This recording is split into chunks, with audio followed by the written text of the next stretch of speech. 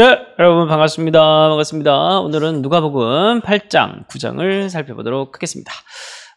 어제 우리가 읽었던 통독 본문이 이제 제자에 대한 죄인, 죄자, 이렇게 좀 연속되는 그런 주제를 살펴봤는데, 오늘 또 여전히 제자에 대한 이야기가 좀 이어지고 있다. 이렇게 보시고 여러분 통독을 하시면 좋겠습니다.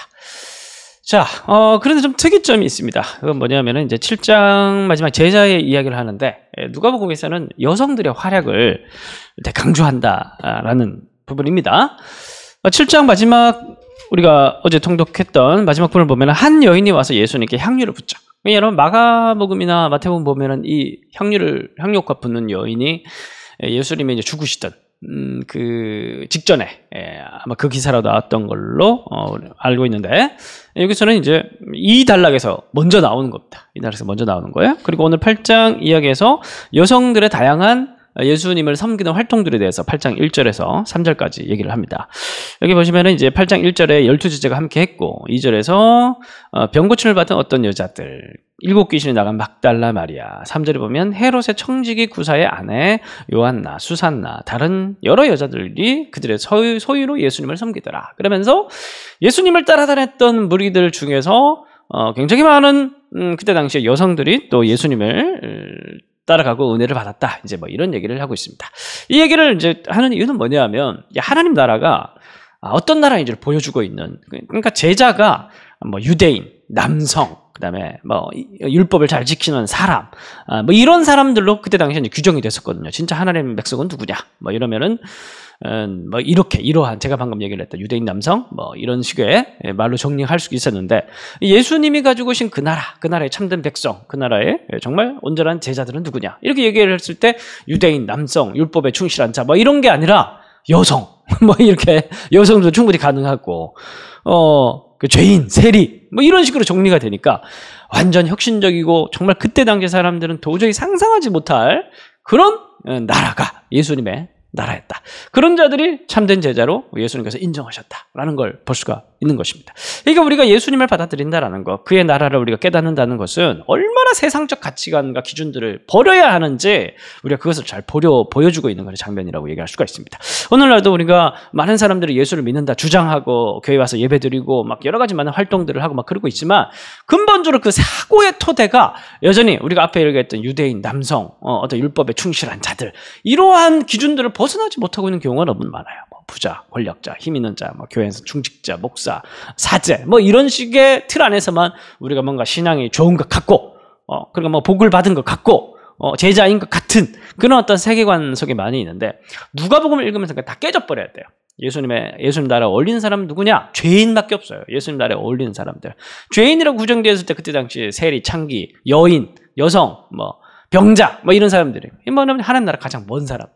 스스로를 그렇게 생각하지 않으면 하나님 나라에서 가장 먼저 한 거예요.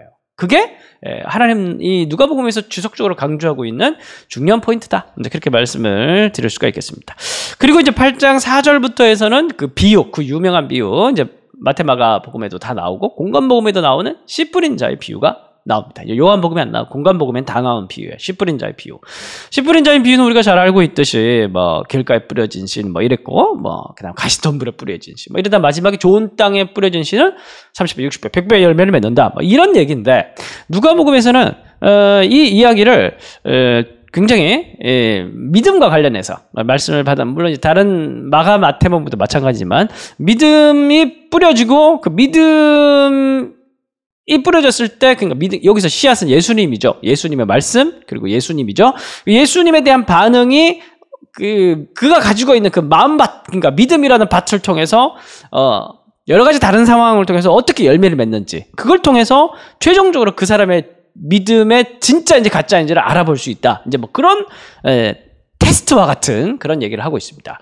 그래서 여러분, 우리가 길가, 바위, 그 다음에 가시덤불, 좋은 땅, 이렇게 4개 이야기가 있는데, 여러분 믿음에도 종류가 있어요. 복음서를 보면은. 그 첫 번째 믿음은 뭐냐면은 이제 그냥 일시적인 믿음이죠. 어떻게 보면 귀신적 믿음이라고 얘기할 수가 있겠어요.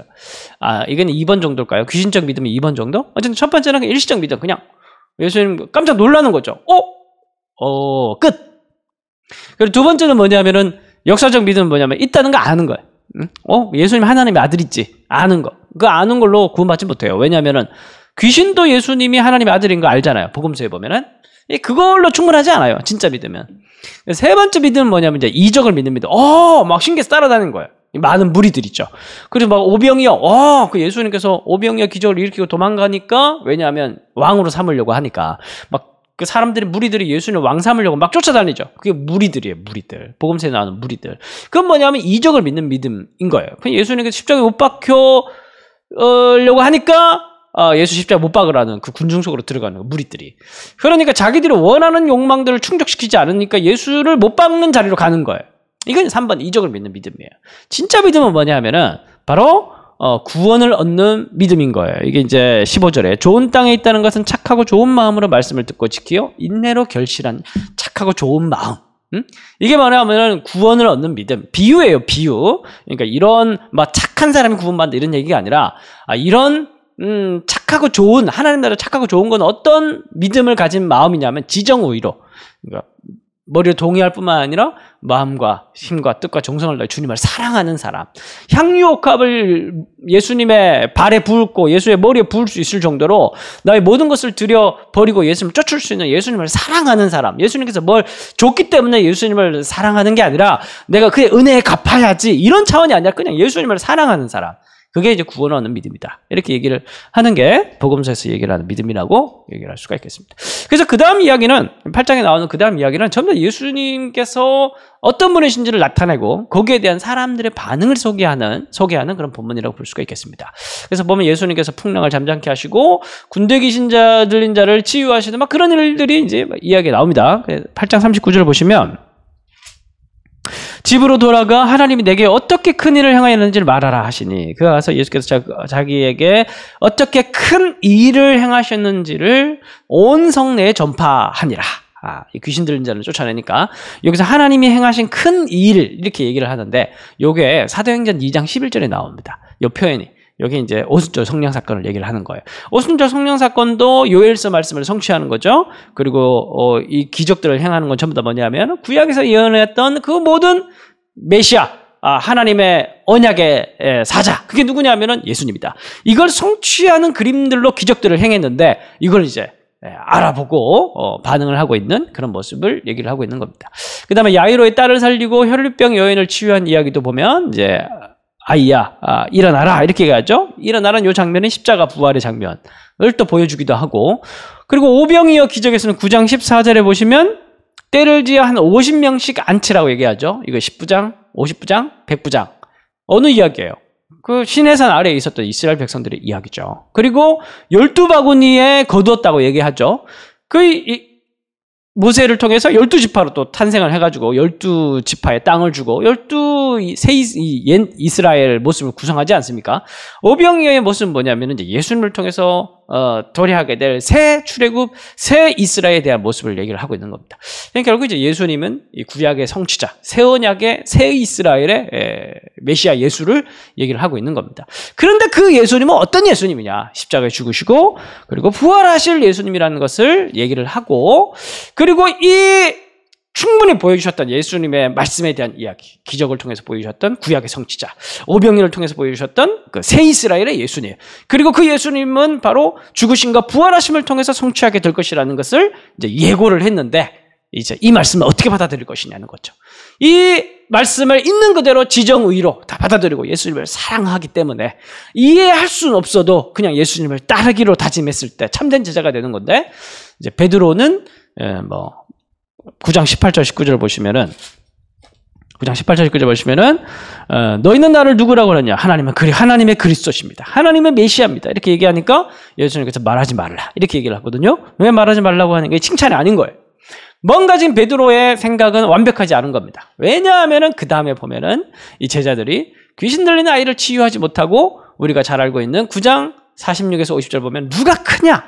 크기의 논쟁, 자리 다툼이 벌어지고 있는 장면이 나옵니다. 십자가로 죽으시러 가시는 예수님을 이해한다면은 지금까지 얘기를 했던 그 예수님의 치유의 기적과 예수님의 다양한 역사를 통해서 하셨던 그 말씀들을 잘 이해했다면 절대 이렇게 못하죠. 하나님의 그리스도시다, 하나님의 메시아다라고 얘기를 했던 그 사람들이 기다렸던 그 욕망의 메시아, 그 능력의 메시아. 이제 그걸 얘기를 하는 것이었죠. 아직도 그들은 4번까지 이르지 못했다는 거예요. 정말 지정의로 있는 그대로 예수님을 사랑하고 받아들이는, 예수님의 말씀을 그대로 받아들이면서 쫓아가는 정말 그 순수한 좋은 착한 마음, 그 믿음을 가지지 못했다는 것이죠. 여러분, 믿음이라고 다 같은 믿음이 아닙니다. 정말 여러분 오늘 말씀을 읽으면서 나의 믿음은 어떤 믿음인지 한번 점검을 해 보시는 시간이 되었으면 좋겠습니다. 물론 저도 마찬가지고. 그래서 우리 마음이 예수님이 이걸 해주니까 감사하다, 예수님 사랑해, 이게 아니고, 그렇게 해주시지 않을지라도, 그리하지 않을지라도, 내가 모든 것을 다 잃는다고 할지라도, 내가 원하는 대로 되지 않는다고 할지라도 내 향유 옥합을 예수의 머리에 부을 수 있는 자인지, 그런 좋은 마음, 착한 마음은 정말 예수님을 사랑하는 사람인지, 그 사랑의 마음에, 좋은 마음의 토대를 가지고 있는 믿음의 땅인지, 내 마음이, 그렇게 우리의 마음을 좀 돌아보는 그런 시간이 되었으면 좋겠습니다. 기도하고 마치도록 하겠습니다. 하나님, 오늘 이 누가복음 이야기를 또 읽어가면서 특별히 오늘은 믿음에 대해서, 여러 가지 종류의 믿음에 대해서 살펴봤습니다. 정말 하나님, 그 씨 뿌리는 자의 비유처럼 오늘도 우리 마음 가운데 예수님이 어떤 분이신지 여러 가지 예수님의 이야기를 통해서 우리 마음에 씨앗이 뿌려졌습니다. 우리가 이 이야기를 읽어가면서 예수님의 있는 그대로 우리가 모셔드리고 왕으로 모셔드리고, 우리는 죄인이기 때문에, 여기에서 구원받았기 때문에 이제 예수님께 더 구할 것이 없고, 이제 아무것도 주지 않는다고 할지라도 이 죄인에서 구원받은 것만으로도 감사하고 사랑하고 정말 주님께 감사하고 찬양과 영광을 올려드릴 수 있는 그런 돌아온 둘째 아들 같은 그런 모습을, 감사를 회복시켜 주옵소서. 무엇이 간데 우리를 이렇게 사랑해 주셨습니까? 그렇게 고백할 수 있는 오늘 하루가 되어질 수 있도록 인도하여 주옵소서. 예수님의 이름으로 기도합니다.